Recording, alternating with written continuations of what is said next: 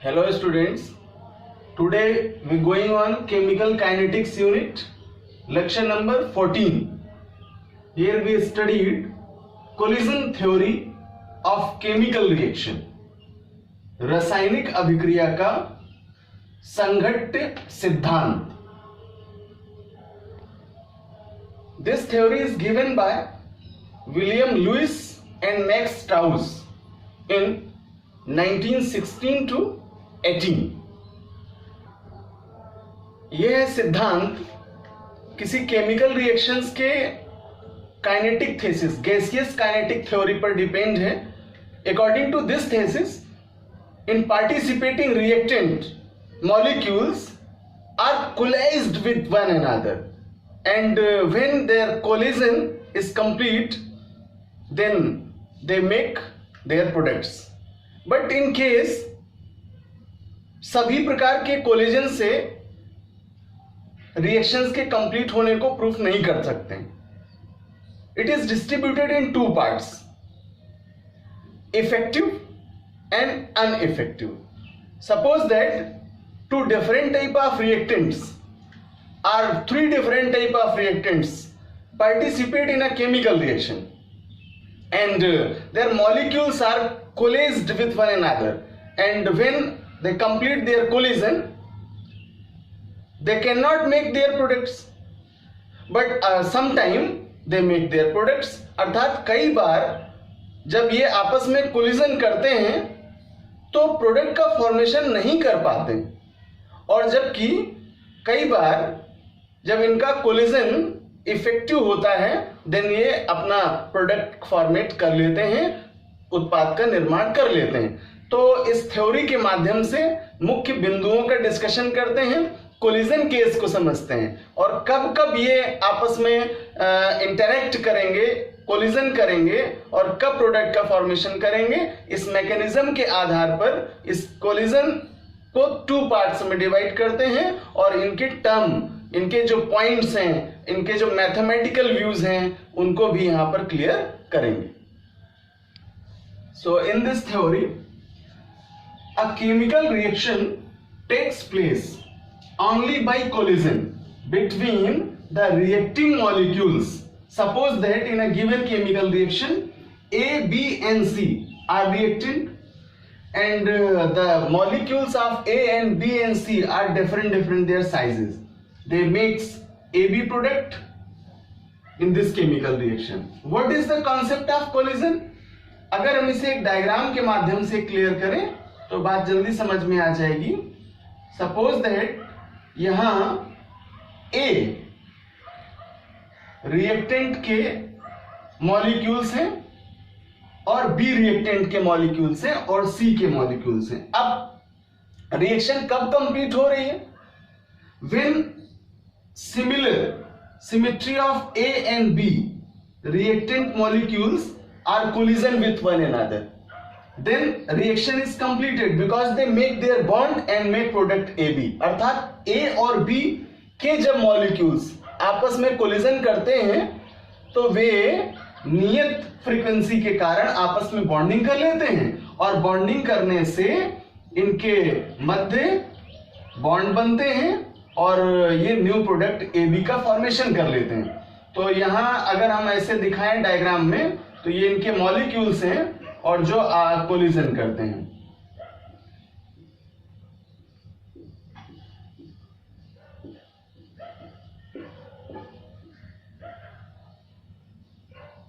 A and B and C molecules को भी कहीं कहीं दिखा रहे हैं.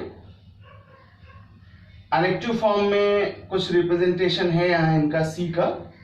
Then A and B and A and B. इस सीक्वेंस में अगर हम इन्हें रिप्रेजेंट कर लें और ये सभी कोलिजन करें, then according to collision thesis जब ये आपस में टकराव करेंगे तो जहां नियत फ्रीक्वेंसी के रिएक्टेंट हैं वे आपस में बॉन्डिंग करेंगे और न्यू प्रोडक्ट्स का फॉर्मेशन करेंगे. तो एक केस तो ये हुआ कि AB के मॉलिक्यूल्स कोलिजन करते हैं और प्रोडक्ट AB का फॉर्मेशन करते हैं. बट A अगर C के मॉलिक्यूल से कोलिजन करे तो वह एसी प्रोडक्ट का फॉर्मेशन नहीं करता है, because it have the difference frequency and different their sizes, different their bond angles, different their BOs, so cannot collision with one another, then reaction cannot be completed. अगर A C से collision करे तो वह इस अभिक्रिया को पूर्ण नहीं करेगा और उत्पाद नहीं बनाएगा। तो दो क्राइटेरिया हो गए, एक वह जिसमें कोलिजन द्वारा प्रोडक्ट का फॉर्मेशन होता है और दूसरा क्राइटेरिया वह जिसमें कोलिजन द्वारा कोलिजन तो हो रहा है लेकिन प्रोडक्ट का फॉर्मेशन नहीं हो रहा है। तो इसी आधार पर इस कोलिजन प्रोसेस को टू पार्ट्स में डिस्ट्रीब्यूट करते हैं। One is known as effective, जब पार्टिसिपेटिंग मोल्स मॉलिक्यूल्स रिएक्ट करके प्रोडक्ट का फॉर्मेशन कर दें, then it is known as effective collision. और जब रिएक्ट करें, कोलिजन करें बट प्रोडक्ट का फॉर्मेशन नहीं हो, then it is known as ineffective collision. या दूसरे शब्दों में इसे ही हम कहें कि जब कोलिजन द्वारा प्रोडक्ट का फॉर्मेशन कंप्लीट हो जाए तो इसे प्रॉपर कोलिजन कहते हैं, और जब कोलिजन हो लेकिन प्रोडक्ट का फॉर्मेशन नहीं हो देन इसे इम्प्रॉपर कोलिजन कहते हैं। तो इसे ऐसे भी समझ लें, सपोज दैट आपने ओलंपिक्स में देखा होगा कि जो लॉन्ग जंप का प्ले है उसमें प्लेयर्स को 3 चांस देते हैं। सपोज दैट फर्स्ट चांस में वह जंप तो करता है प्लेयर बट अपने गोल को क्रॉस नहीं कर पाता है। जंप करता है, कोलिजन तो करता है लेकिन उसे क्रॉस नहीं कर पाता है। तो वही केस यहां भी है कि अगर रिएक्टेंट रिएक्ट कर रहे हैं, कोलिजन तो कर रहे हैं लेकिन उनका जो बॉन्ड एंगल, बॉन्ड एनर्जी या अदर केसेस हैं वे सफिशिएंट नहीं है, देन वे प्रोडक्ट का फॉर्मेशन नहीं करते हैं। तो अगर फर्स्ट चांस में वो फेल्योर हुआ देन उस केस को कहेंगे अनइफेक्टिव। फिर सेकेंड चांस मिला उसे कोलिजन करने का, सेकेंड चांस में उसने और एनर्जी स्टोर करी और पावर लगाया और जंप करके क्रॉस कर दिया, देन कोलिजन कंप्लीट हुआ और प्रोडक्ट का फॉर्मेशन हुआ, तो हम अब इसे कहेंगे इफेक्टिव। तो इस तरह हम ये कह लें कि जब कोलिजन द्वारा मॉलिक्यूल्स प्रोडक्ट का फॉर्मेशन नहीं कर पाते हैं देन वे केस है अनइफेक्टिव, और जब कोलिजन द्वारा प्रोडक्ट का फॉर्मेशन कंप्लीट हो जाता है तो उसे कहते हैं effective collision.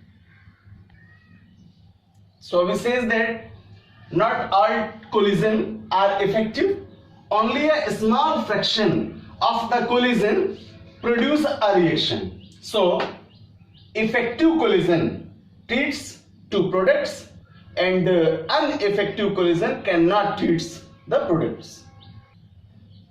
Now we discussed about the main points, main conditions for collision. Discussion the condition, the two main condition for a collision between the reacting molecules to be productive are: first condition, it is based on the kinetic thesis of gaseous model. The colliding molecules must possess sufficient kinetic energy to cause a reaction. किसी chemical reaction में participate करने वाले जो reactants हैं उनके molecules में इतनी पर्याप्त काइनेटिक एनर्जी हो कि वे आपस में कोलिजन कंप्लीट कर सकें और उसके फलस्वरूप प्रोडक्ट का फॉर्मेशन करें। जब प्रोडक्ट फॉर्मेशन कर लेंगे देन रिएक्शन को कंप्लीट मानते हैं, then it is known as effective collision. Second case, the reacting molecules must collide with proper orientation. It is in the most important condition. अगर molecules collision करते हैं लेकिन उनका जो ओरिएंटेशन है वह प्रॉपर नहीं है, सही दिशा में ओरिएंटेशन नहीं हो रहा है, कोलिजन तो कर रहे हैं तो वे प्रोडक्ट का फॉर्मेशन नहीं कर पाएंगे। तो इसलिए most and must important their orientation, उनका जो आपस में टकराव है उसकी दिशा सही होनी चाहिए जिसके फलस्वरूप उस प्रोडक्ट का फॉर्मेशन हो सके। जैसा मैंने रिएक्शन में एक्सप्लेन किया, A B and C gives out A B and C. यहां ए और बी ऐसे रिएक्टेंट मॉलिक्यूल्स हैं जिनका काइनेटिक एनर्जी स्टैंडर्ड इक्वल है और ये क्षमता रखते हैं आपस में कि कोलिजन करें और कोलिजन करके बॉन्डिंग क्रिएट करें, और बॉन्ड बनाएंगे तो प्रोडक्ट का फॉर्मेशन होगा। तो ए बी के द्वारा रिएक्शन कंप्लीट होकर के प्रोडक्ट ए बी प्रोड्यूस होगा। बट यहां जो ए और सी का कंपैरिजन करें तो सी की काइनेटिक एनर्जी ए के मॉलिक्यूल्स की इक्वल नहीं है। देन अगर ए सी के साथ कोलिजन करे तो यह रिएक्शन में प्रोडक्ट का फॉर्मेशन नहीं कर पाएगा। तो इसलिए हम यहां पहली कंडीशन दिखाएंगे ए बी के लिए, तो काइनेटिक एनर्जी इक्वल है, रिएक्शन कंप्लीट होगी। और दूसरी कंडीशन दिखाएं प्रॉपर ओरिएंटेशन की, तो जो ओरिएंटेशन है वो ए और बी का तो है, लेकिन अगर ए और सी का ओरिएंटेशन दिखाएंगे तो यह दिशा इनकी ठीक नहीं है, क्योंकि दोनों मॉलिक्यूल्स में काइनेटिक एनर्जी स्टैंडर्ड डिफरेंट है। तो अगर ए सी से रिएक्ट करेगा, रिएक्शन कंप्लीट नहीं करेगा, देन इम्प्रॉपर हो जाएगा, अनइफेक्टिव हो जाएगा। और दूसरा ए बी से कोलिजन करेगा और ए बी प्रोडक्ट का फॉर्मेशन करेगा, then it is an right orientation और रिएक्शन कंप्लीट होगी, so it is known as effective collision. तो एग्जांपल लेते हैं केमिकल रिएक्शन का, देन मैथमेटिकली इसके रिलेशन को प्रूफ करेंगे।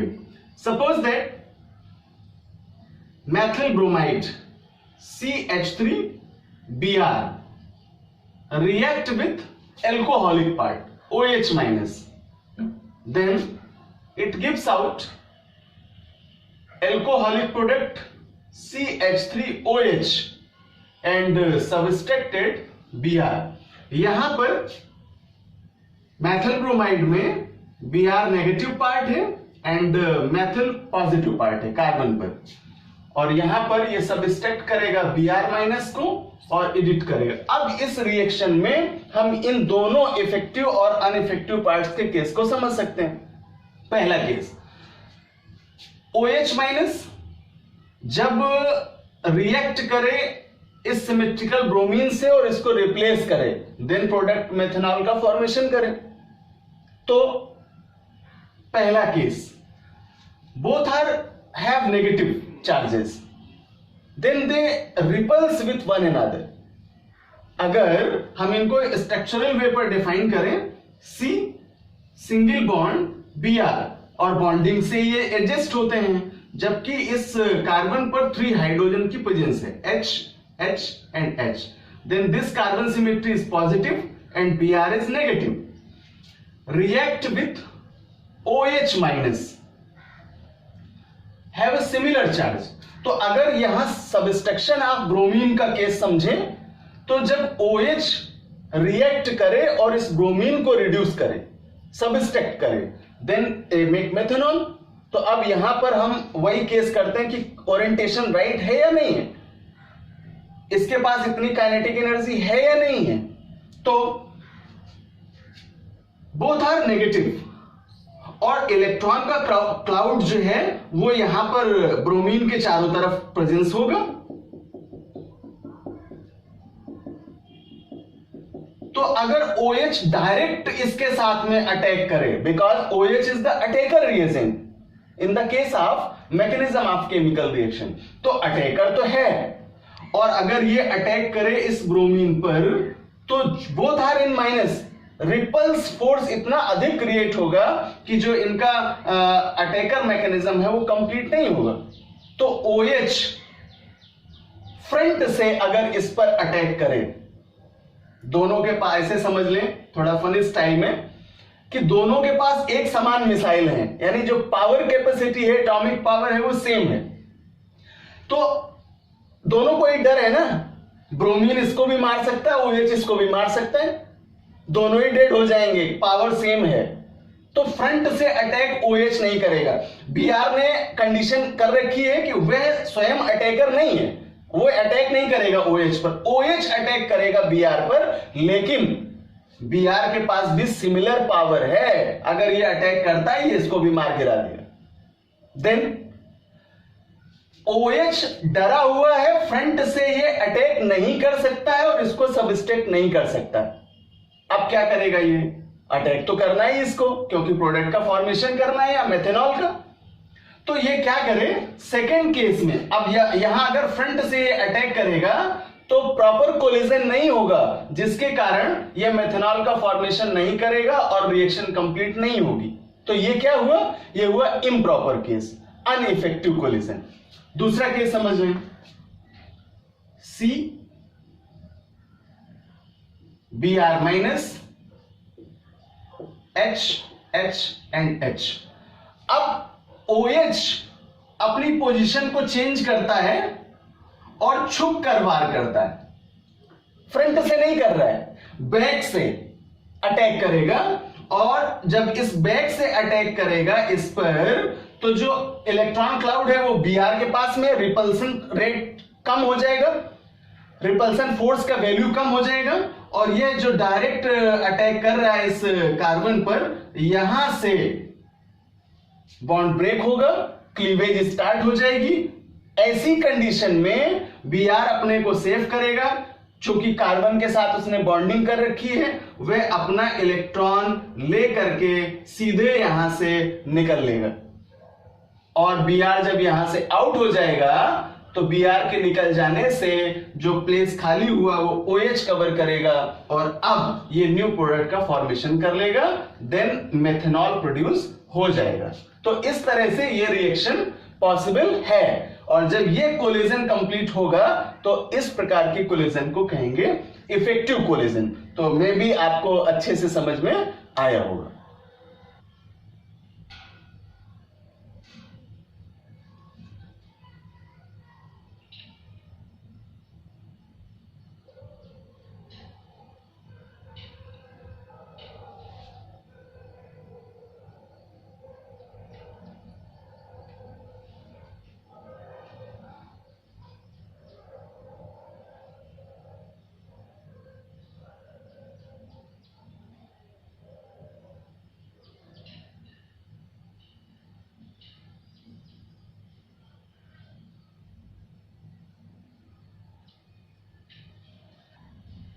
Now we discussed about the relation, mathematical relation of collision thesis. Taking into account the two postulates of the collision theory, the reaction rate depends on following three quantities. और in three quantities के आधार पर हम इनके तीनों term texture को define करेंगे। And it is represented by Z into P into F. It is in the relational formula of the collision theory. इनके one parts को एक्सप्लेन करते हैं और इसके बारे में समझते हैं कि क्या ये वैल्यूज हैं जो पुटअप करेंगे। तो पहला टर्म डिफाइन करेंगे Z के लिए। Z equals to collision frequency per unit time, अर्थात इकाई समय में किसी केमिकल रिएक्शन में कितने कोलिजन हो रहे हैं, अणुओं का जो टकराव है उसका नंबर क्या है, उस नंबर को काउंट करने के लिए जो नंबर फाइंड आउट किया जाएगा उसे Z से रिप्रेजेंट करते हैं। एग्जांपल भी एक लेते चलते हैं और बात क्लियर हो जाएगी। सपोज दैट किसी मीडियम में जो कोलिजन हो रहा है मॉलिक्यूल्स का, उनमें किसी प्रॉपर टाइम में, एक नियत समय में, इकाई समय में अणुओं का टकराव होता है और उसका नंबर काउंट किया गया। सपोज दैट 100 टाइम्स कोलिजन हुआ, तो जो Z का वैल्यू है उसको हम रिप्रेजेंट करेंगे 100 से, क्योंकि कोलिजन कितना हुआ 100। So it is known as the collision frequency per unit time. Then for P equals to fraction of collision with effective orientation. समझते हैं इसे यहां। सपोज दैट यहां यूनिट टाइम में 100 टाइम कोलिजन हुआ, तो उस 100 टाइम्स को Z से रिप्रेजेंट करते हैं और अब उस कोलिजन में 100 टाइम्स का जो कोलिजन नंबर है उसमें से इफेक्टिव कितने हैं। तो सपोज दैट केवल 25% मॉलिक्यूल्स हैं जिनकी काइनेटिक एनर्जी सिमिलर है और वे आपस में बॉन्डिंग करते हैं, ओनली 25%।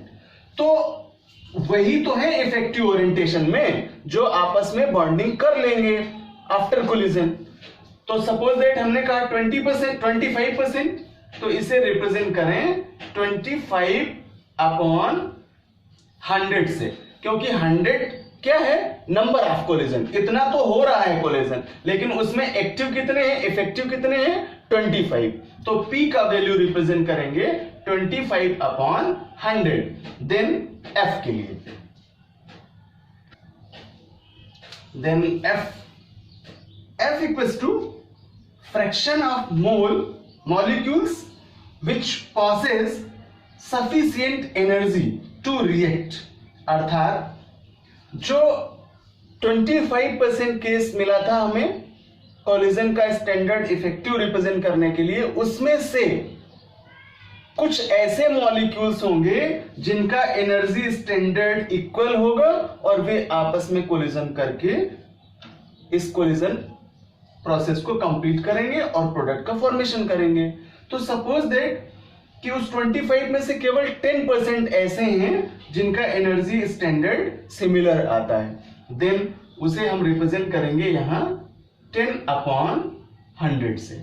तो स्टूडेंट्स, एक ये काल्पनिक वैल्यू है जिसको मैंने यहां रिप्रेजेंट किया है एग्जांपल के माध्यम से, किसके लिए, Z, P और F के लिए। अर्थात इन का वैल्यू किसी कोलिजन का अगर ऑब्जर्वेशन किया जाए तो निम्न रूप में रिमार्क किया जाएगा और इसे कैलकुलेट करके हम कोलिजन को फाइंड आउट करेंगे। नाउ इंटरेस्टिंग क्वेश्चन, क्या हम किसी केमिकल रिएक्शन में पार्टिसिपेट होने वाले रिएक्टेंट के मॉलिक्यूल्स का कोलिजन अपनी ओपन आईज से देख सकते हैं, with the help of microscope देख सकते हैं? तो it is N very critical, कठिन है, ये जटिल है, नॉट पॉसिबल। इसके लिए आर्रीनियस इक्वेशन का हम लोगों ने स्टडी किया था। साइंटिस्ट आर्रीनियस ने मैथमेटिकली इसे प्रूव किया था और उस इक्वेशन को हम लोग पढ़ चुके हैं पहले से ही। तो वह इसी कोलिजन थेसिस पर बेस्ड है। सो आर्रीनियस इक्वेशन की हेल्प से हम ये सारी चीजें वहां रिमार्क कर पाते हैं, जान पाते हैं और उस रिएक्शन के कोलिजन नंबर्स को फाइंड आउट करते हैं और उसी के माध्यम से हम लोगों ने एक्टिवेशन एनर्जी को भी फाइंड आउट करना कंप्लीट किया है।